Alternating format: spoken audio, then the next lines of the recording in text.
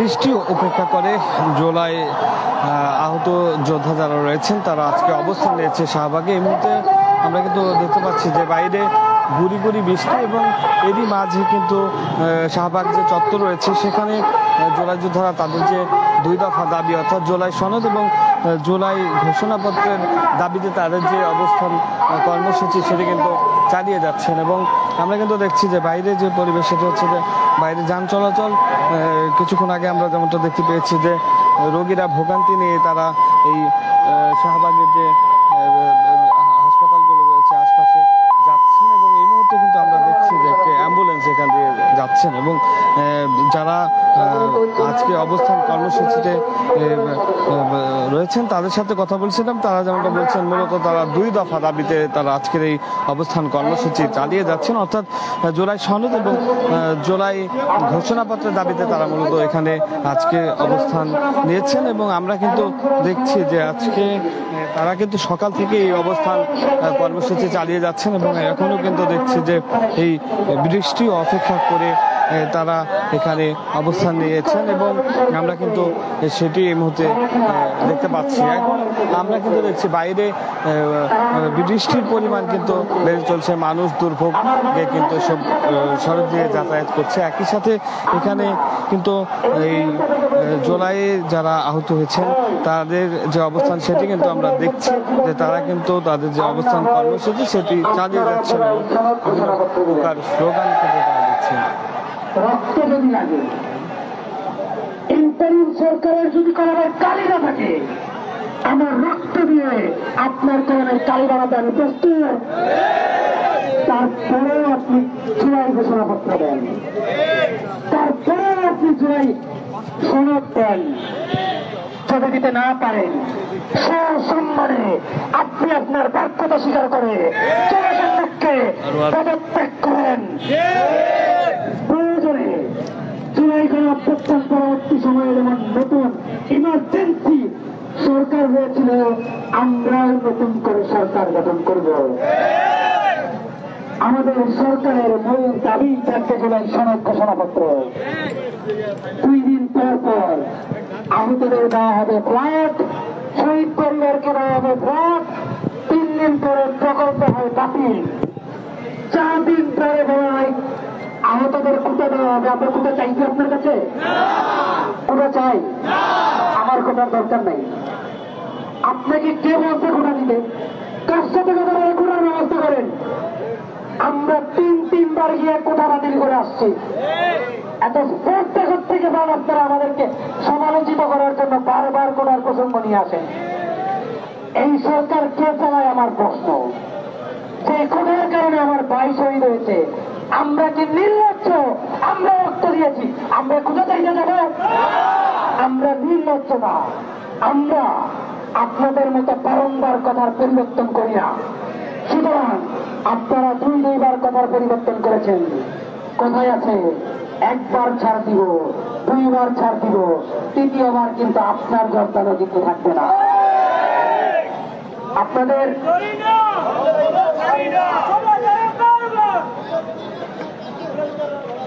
জুলাই সনদ ঘোষণাপত্র আমাদের দিতে হবে। আমরা কোনো ব্যক্তিগত স্বার্থে আসি নাই, আমরা কোনো ব্যক্তিগত এজেন্ডা বাস্তবায়নের জন্য আসি নাই। আজকে রাতে আমরা জানি বিভিন্ন ব্যক্তিরা যারা এই আন্দোলনের বিপক্ষে তারা আমাদেরকে ত্যাগ দেওয়ার চেষ্টা করবে।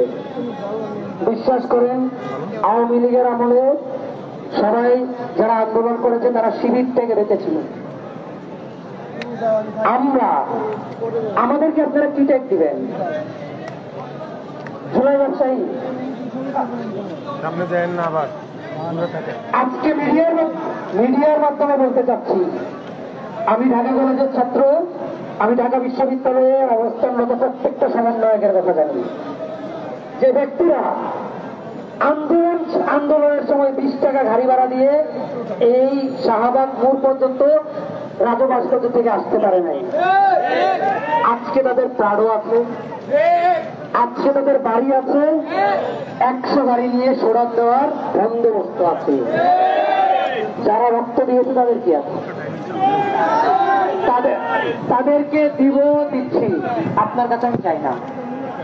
আজকে থেকে আমরা জুলাই যোদ্ধা এবং যারা যারা শহীদ পরিবার আছে একটা কথা স্পষ্ট করে দিতে চাই, কোনো কারণে কোনোভাবে যদি আমাদের ছোট করার চেষ্টা করেন, জুলাই ব্যবসায়ী বলার চেষ্টা করেন, আমরা স্পষ্ট করে বলে দিতে চাই, চুলাইয়ের আগে তার ব্যাপার কি ছিল, আজকে তার কি আছে, আমাদের শরীরের সম্মুখকে স্পষ্ট করতে হবে।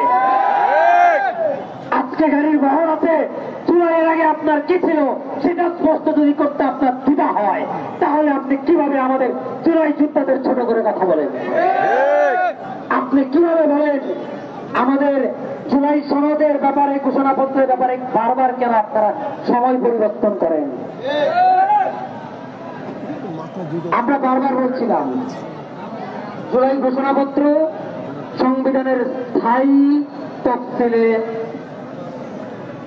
অন্তর্ভুক্ত করতে হবে। প্রয়োজনে 7 নম্বর তফসিলের পরে 8 নম্বর তফসিল হবে শুধু জুলাই গণঅভ্যুত্থান নিয়ে। কোন তাওর হানা চলবে না। আমি নাম ধরে বলতে চাই না, নাম ধরে কাউকে ছোট করবো না। যারা বলছেন অস্থায়ী সংবিধানের কথা, আপনি ভুলে যান না আপনার খুন থেকে বাঁচিয়েছি আমরা। বাংলাদেশের মাটিতে আপনারা নতুন করে জেল থেকে ছাড়া পেয়ে বাংলাদেশের আকাশ দেখতে পাচ্ছেন, সেটাও আমাদের জন্য। আপনি ভুলে যান না অভ্যুত্থান পরবর্তী সময়ে রাষ্ট্র নায়ক বানিয়েছি আপনাদের আমরা।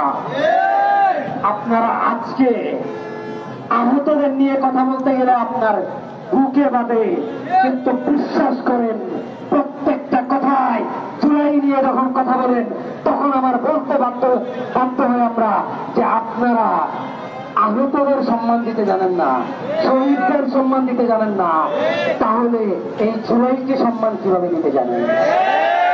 আমরা কি ধরতে বাধ্য হব যে আপনারা জুলাই বিক্রি করছেন আহত শহীদদেরকে সাইড করে দিয়ে? আমি স্পষ্ট করে বলে দিতে চাই, আজকে বলছেন এ মাস্টার মাইন্ড, তো আরেক দল বলছে ও মাস্টার মাইন্ড। আজকে বলছে এ আগে শহীদ হয়েছে, আরেক দল বলছে ও আগে শহীদ হয়েছে। আমাদের জুলাই গণঅভ্যুত্থানে একমাত্র এবং অন্যতম মাস্টার মাইন্ড হচ্ছে রক্ত। আমরা যদি রক্ত না জড়াতাম, আপনার বাবার ক্ষমতা ছিল না হাসিনাকে সরানো। আমরা যদি রক্ত না দিতাম, আপনার বাবার ক্ষমতা ছিল না এই স্বৈরাচার পালানোর।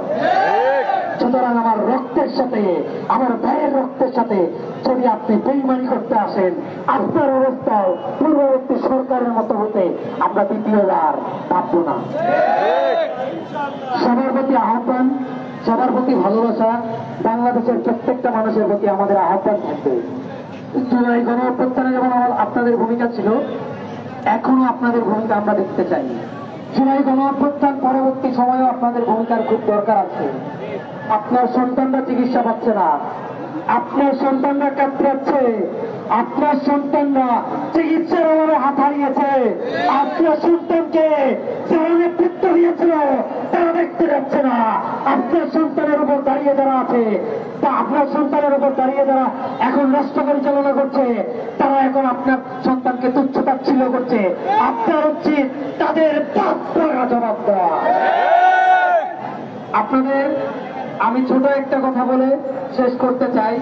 ইন্টারিম সরকারকে বলতে চাই এবং আমাদের অভিভাবক যারা গণঅভ্যুত্থানে আমাদের ডাক দিয়েছিল তাদেরকে বলতে চাই, আমাদের জুলাই সনদ ঘোষণাপত্র লাগবেই। কোন তাল বাহানা চলবে না, কোন নাটক চলবে না, কাল ক্ষেপণ চলবে না, কোন ধরনের চেতনা বিক্রি চলবে না, বিভিন্ন রকম মৌলিক সংস্কারের নামে জুলাই সনদের ধাপ দীর্ঘায়িত করা চলবে না।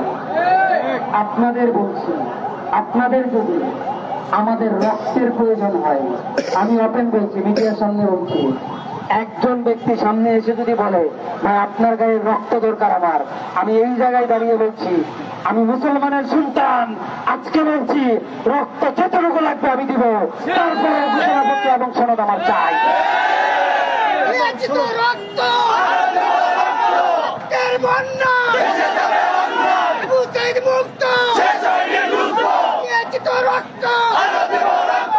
আমরা করে বলি, আমরা যারা এই আন্দোলনের ডাক দিয়েছি 4-5 জনকে গত 3 দিনে না হলে 300 হুমকি দেওয়া হয়েছে। যেটা করা হতো আওয়ামী লীগের আমলে, পোস্ট ডিরেক্ট কর নাইলে খবর আছে। এখন হচ্ছে দেশের স্বার্থে, সার্বিক স্বার্থে আমরা আন্দোলনে এসেছি। আন্দোলন বন্ধ কর না হলে খবর আছে। সনদে আমি সাইন করব না, কিন্তু 3 তারিখ আমি আন্দোলন করব।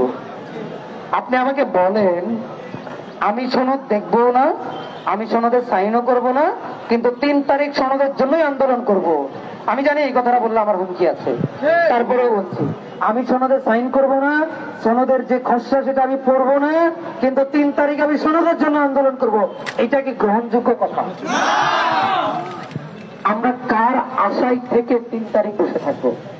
এইখানে 500-এর উপরে আহত ভাই আছে, 300 জন আছে হচ্ছে রাস্তায়। আমরা রক্ত দিয়েছি, আমার এখনো পিরিয়ড আছে, এখানে অনেক ভাইয়ের এখনো গুলি আছে, আমার এখনো অনেক ভাই আছে যারা কাতরাচ্ছে। আপনার কি মনে হয় না এদের দিকে তাকিয়ে থেকে তাদেরকে সম্মান জানিয়ে তাদের সনদটা দেওয়ার জন্য, ঘোষণাপত্র দেওয়ার জন্য যখন সরকার বললো আমরা খসড়া করছি, আপনাদের উচিত ছিল না, যেহেতু আমরা সম্মুখ সারিতে ছিলাম, আমাদের ভাইয়ের সম্মান রক্ষার্থে আমরা দৌড়ে যাব খসড়া দেওয়ার জন্য? আপনারা বলছেন মৌলিক সংস্কার ছাড়া আপনারা সনদ চান না। আপনাদের কথা আমি এটাও বললাম। আপনারা বলছেন এটা রাজনৈতিক বন্দোবস্তের ব্যাপার। রাজনৈতিক ভাবে যদি এই দেশ চলে, দেশ বাঁচাইতে যদি আমরা রক্ত দিয়ে থাকি, এই রাজনৈতিক বন্দোবস্তের হিস্সাতেও আমরা থাকবো। আমরা রাজনৈতিক হিস্সাতেও থাকবো। যে রাজনীতির মাধ্যমে দেশ পরিবর্তন করা যায়, যে রাজনীতির মাধ্যমে আমাদের ভাইদের ন্যায্য অধিকার পাইয়ে দেওয়া যায়, সেই রাজনৈতিক বন্দোবস্তের ক্ষেত্রে আমাদের অবদানও থাকবে ইনশাআল্লাহ। জুলাই ঘোষণাপত্র লাগবে। 1 নাম্বার বার্তা হচ্ছে জুলাই ঘোষণাপত্র লাগবে।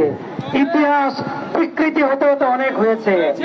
71-এর ইতিহাস বিকৃতি হয়ে যে ব্যক্তি জেলে বসেছিল সে ব্যক্তিকে বানিয়েছেন জুলাই আপনারা মুক্তিযোদ্ধা। যে হাতে রাইফেল নেয় সে মুক্তিযোদ্ধা। ইতিহাস এতটাই বিকৃতি হয়েছে।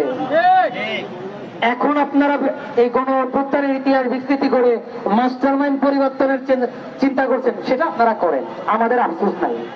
কিন্তু ইতিহাস যাতে বিকৃতি না হয়, গণ হত্যার জায়গায় যাতে বিচ্ছিন্ন ঘটনা বলে ঘোষণাপত্রের খসড়াতে যেভাবে দেওয়া হয়েছে সেইভাবে যাতে ঘোষণাপত্র যাতে না পাঠ করা হয়। যদি গণ অভ্যুত্থানকে কোন বিচ্ছিন্ন ঘটনা বলেন, তাহলে এই কোন বিচ্ছিন্ন ঘটনার মাধ্যমে আপনার কিয়ামত হবে ইনশাআল্লাহ। আমি আমাদের স্পষ্ট বার্তা, আমাদের এখনো আহ্বান আছে, আপনারা আসেন, এটার সমাধান করেন, অন্যথায় আমরা কঠোর কর্মসূচিতে যাব।